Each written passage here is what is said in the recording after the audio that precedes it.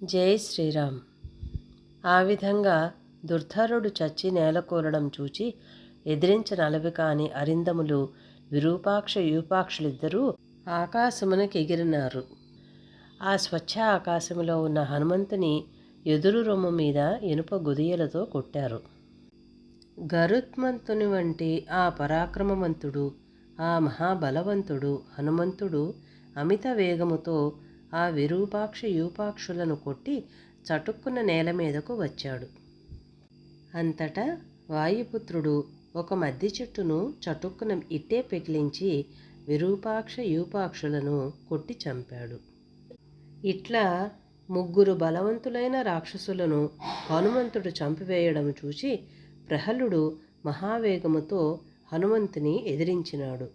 అమిత వీరుడైన భాసకర్ణుడు మహాకోపముతో శూలముతో మహావీరుడైన హనుమంతుడి మీదకు పోయినాడు. వారిద్దరూ ఒక ప్రక్క నుండి హనుమంతునితో పోరాటము సాగించినారు. ప్రహస్తుడు కరకైన అడ్డకత్తితోనూ భాసకర్ణుడు శూలముతోనూ పోరాడినారు. హనుమంతుడి దేహమంతా నెత్తురు కమ్ముకొని బాలసూర్య ప్రభలతో తేజరిల్లింది. అప్పుడతడు మృగాలతోనూ పాములతోనూ చెట్లతోనూ ఉన్న ఒక పర్వతాన్ని పెకిలించి ఆ రాక్షసులిద్దరినీ చంపివేశాడు. ఆ 5 సేనానాయకులను చంపివేయడమే కాక మిగిలిన సైన్యానంతా చిందరవందరగా చంపినాడు. అసుర సంహార సమయములో దేవేంద్రుడు చేసినట్లు అప్పుడు హనుమంతుడు ఆ రాక్షస సైన్యంలో కలత పుట్టించి వారి గుర్రాలను వారి గుర్రాల చేతనే చంపించినాడు. వారి ఏనుగులతోనే వారి ఏనుగులను చంపించినాడు. వారి రథాలను వారి రథికుల చేతనే పడగొట్టించినాడు.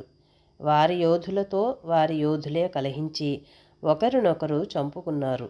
చచ్చి పడిపోయిన ఏనుగులతోనూ గుర్రాలతోనూ విరిగి పడిపోయిన మహారథాలతోనూ చచ్చి పడిపోయిన రాక్షస కళేబరాలతోనూ ఆ నేల మీద దారి తెలియకుండా పోయింది.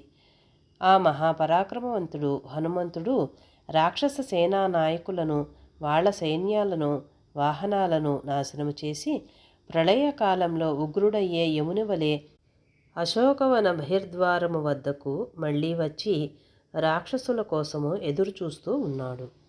జై శ్రీరామ్.